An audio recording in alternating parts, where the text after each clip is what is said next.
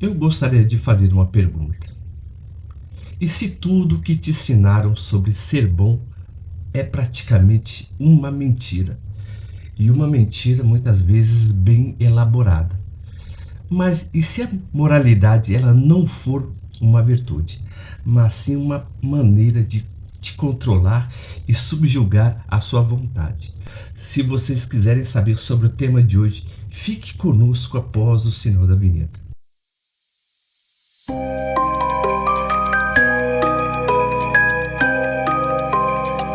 O que é ser uma pessoa boa? O que significa ser uma pessoa tipicamente boa e agradável? O que significa bondade? Bondade, hoje em dia nós verificamos que é uma pessoa que não tem nenhum tipo de maldade. Tem intenções puras, a mesma não é simulada. O interessante é que quando estudamos a história das palavras, a bondade nem sempre ela teve essa intenção, na verdade.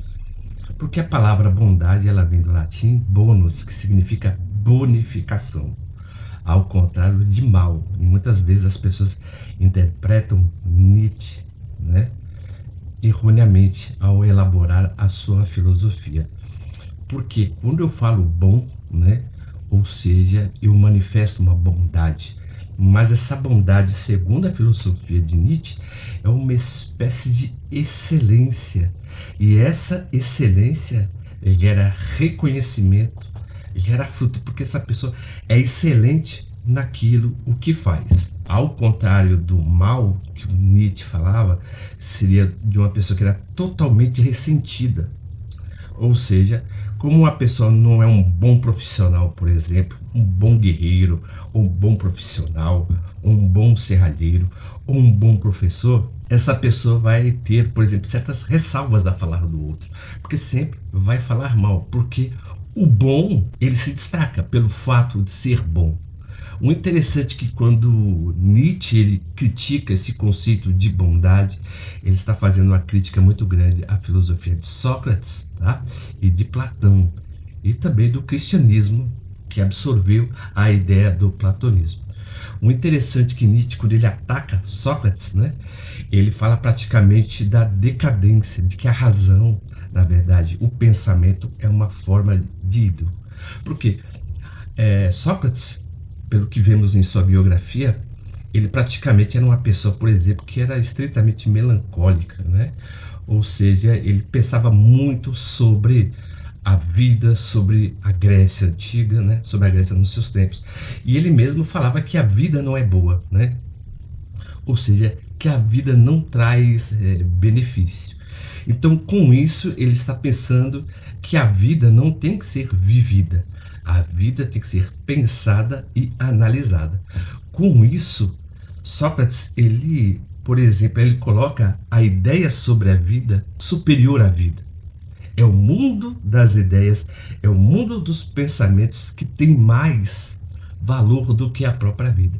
E Nietzsche, ele chama, por exemplo, Platão e Sócrates de doente. Por que ele chama? Porque Sócrates ele colocou a razão acima da vida e do instinto. Isso, na maioria das vezes, é uma forma de gaslighting original. A razão. Por quê? Porque, por exemplo, a pessoa não acredita que a verdade é aquilo que ela vê. Ela acredita que a verdade tem que ser aquilo que ela pensa sobre. Ou seja, a pessoa nega os fatos em favor de um ideal. A pessoa nega a realidade a favor de uma crença. E quando Nietzsche ele critica, por exemplo, né, a razão, né, por exemplo, no seu livro Crepúsculo dos Ídolos, ele também está criticando o pensamento da sua época, né? Ele está criticando o positivismo e o iluminismo, do qual que a pessoa, por exemplo, pode compreender a realidade mediante a lógica. Todo o universo ele é racional, ele é filosófico, na verdade, todo o universo é para ser compreendido. E Nietzsche, quando ele critica a sua cultura, ele está fazendo que o que, na verdade, que as pessoas estão se enganando a si próprias, achando que a mesma vai ser guiada pela sua própria razão. E o ser humano, na maioria das vezes, não é guiado por razões, mas sim por crenças. As razões apenas servem para justificar aquilo que as mesmas acreditam. Então, por exemplo, quando Nietzsche ele faz uma crítica no seu livro, né? Por exemplo, no Crepúsculo dos Ídolos, ele está fazendo uma crítica que você não pode sentir a realidade, você tem que racionalizar a realidade. Então Nietzsche ele faz totalmente ao contrário. Você não tem que pensar sobre, você tem que sentir a realidade, não pensar sobre a realidade. E isso, na maioria das vezes, se torna uma forma de vamos dizer assim, de um gaslight, né? Totalmente frio e indiferente. Ou seja, se eu nego os meus instintos, que aquilo que me nega, eu estou negando a própria realidade do meu corpo a favor de uma lógica que é totalmente racional e mecanicista. Então, hoje em dia, as pessoas, por exemplo, quando sofrem, na verdade, elas sempre procuram um porquê para tudo, né? Por que as coisas acontecem.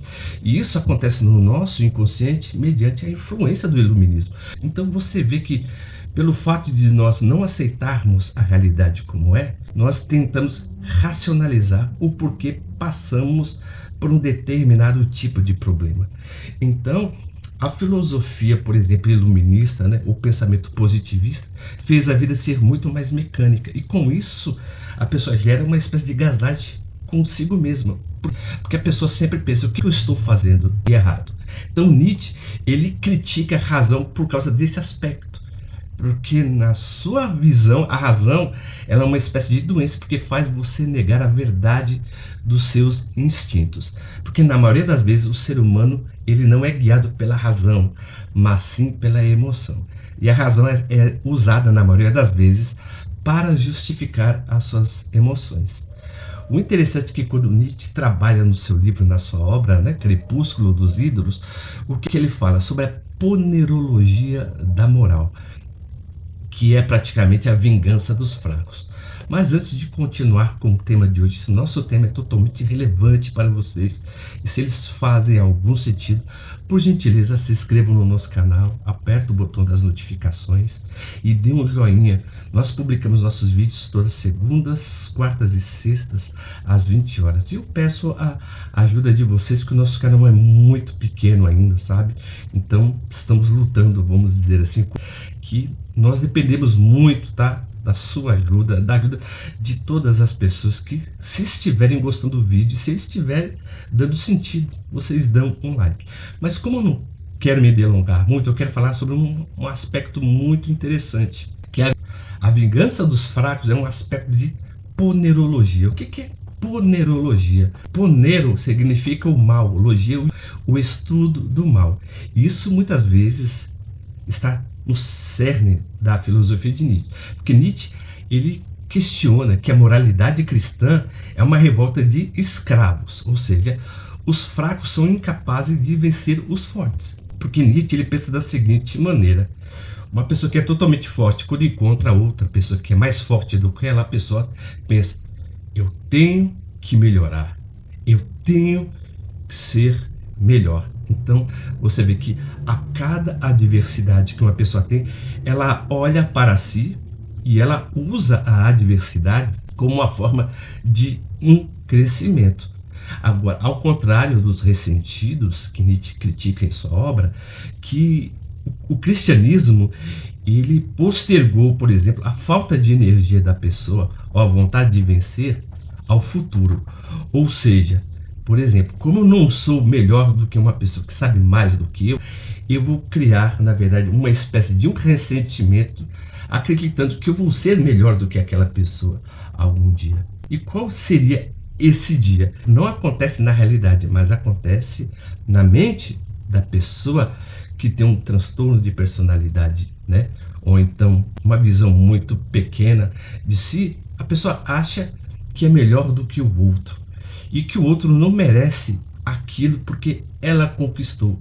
Porque na verdade o ressentido ele sempre vê o outro como o que rouba, como o que trapaceia.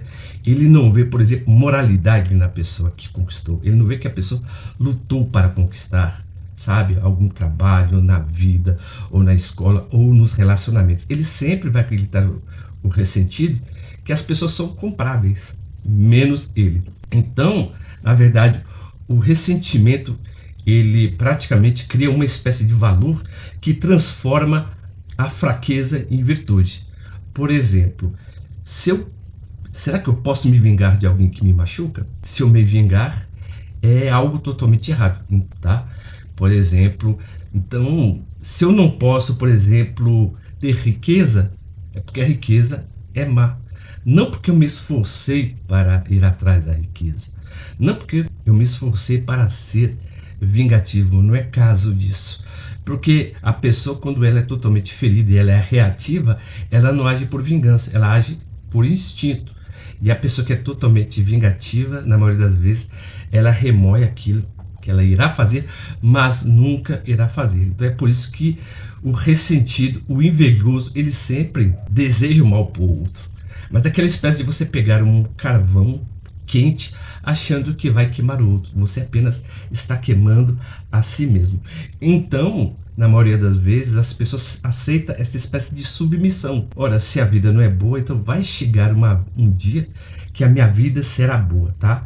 O interessante é que, na maioria das vezes, esse ressentimento é usado pelos líderes religiosos e políticos como uma moralidade, né? Ou seja, como um instrumento de massa, transformando, por exemplo, a sua vontade de querer melhorar e você vai transferir para que o outro faça por você. Então, essa é uma espécie de ponerologia em ação.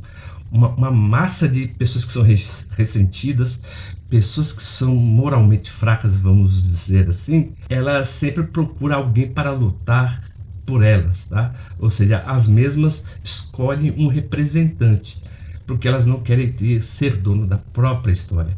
Ela quer ter o benefício da história, mas não quer, por exemplo, né, fazer a sua própria história, ser totalmente digno mediante o seu esforço.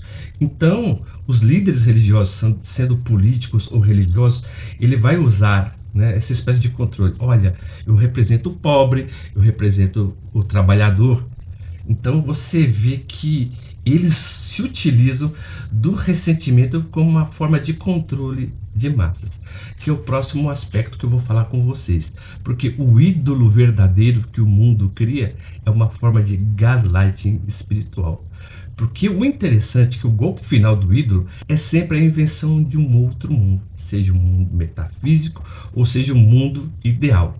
É por isso que Nietzsche, muitas vezes, ele critica a filosofia platônica, porque é um mundo das ideias, do idealismo, da verdade como ela deveria ser e não como é, e isso vai criando muito mais ressentimento.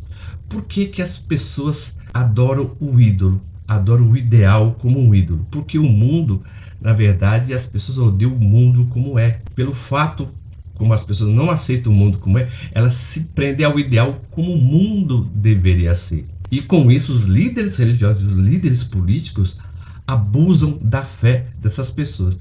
Esse esquema muitas vezes é usado por líderes de seitas, tá? Ou seja, líderes de seitas, líderes religiosos na maioria das vezes. Então é por isso que ele sempre trabalha da seguinte maneira. Olha as frases que eles dizem, né, fazendo o estudo aqui. Eles dizem o seguinte: sacrifique a sua felicidade, sacrifique a sua vida, sacrifique o seu dinheiro nesse mundo triste, falso, que não vale nada, porque no outro mundo você será recompensado, que é o mundo verdadeiro. O mundo verdadeiro é o mundo que nos espera, é o mundo do futuro, é o Brasil do futuro. E algo que nunca chega. Então, na verdade, o líder religioso e o político, ele vai usar esse narcisismo dele para tirar o seu sacrifício a favor de um mundo além. Porque como você não aceita a realidade como é, eu não digo para você, por exemplo, aceitar a realidade, por exemplo, porque a vida ela é crua. O ser humano, ele age com requintes de crueldade. A vida é igual para todo mundo, mas são pessoas, por exemplo, que tornam a vida mais pesada umas para as outras. Então, na verdade, Nietzsche, ele critica essas pessoas, os líderes religiosos, os líderes políticos, que eles usam sua arrogância máxima para negar a realidade e dar para aquelas pessoas um futuro que nunca existirá. Isso é uma forma de controle, sendo uma espécie de céu, sendo uma espécie de inferno, sendo uma espécie de um Brasil melhor, tá? A pessoa que é totalmente fanática ou religiosa ou totalmente política, ela sempre vai dizer não a qualquer mundo que não seja aquilo que ele acredita, porque o narcisista, ele odeia tudo aquilo que não é o seu espelho. Então é por isso que eles são totalmente frustrados. Então você tem que prestar atenção que esse fato de ser bom, você é bom mediante você está servindo. Quando você toma a sua identidade, a sua subjetividade, aí sim você se torna o mal, porque você está se desvencilhando, na verdade, do pensamento de manada, e o controlador perde o controle, né, sobre você. Então, o martelo de Nietzsche, né, por exemplo, no seu livro Crepúsculo dos Ídolos, ele não destrói algo para ser mal, ele destrói para afirmar a vida. Ele quebra os ídolos que nos ensinaram a odiar, por exemplo, os nossos instintos, as nossas forças, e sacrificar a nossa realidade a favor de um ideal que nunca irá ocorrer.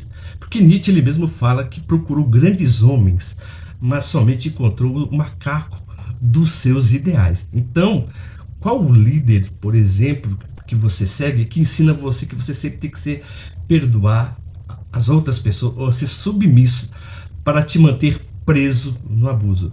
Porque na maioria das vezes as pessoas não querem a sua liberdade, mas sim ter o controle sobre você, apenas para dizer como você é bom e manso. E na verdade não.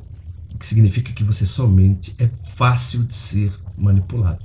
Então, se vocês gostaram do tema de hoje, se o nosso conteúdo tem algum sentido, por gentileza, se inscrevam no nosso canal, aperte o botão das notificações. E como sempre, mais uma vez eu agradeço o carinho e a atenção de todos que ficaram conosco até o final desse vídeo, e até a próxima.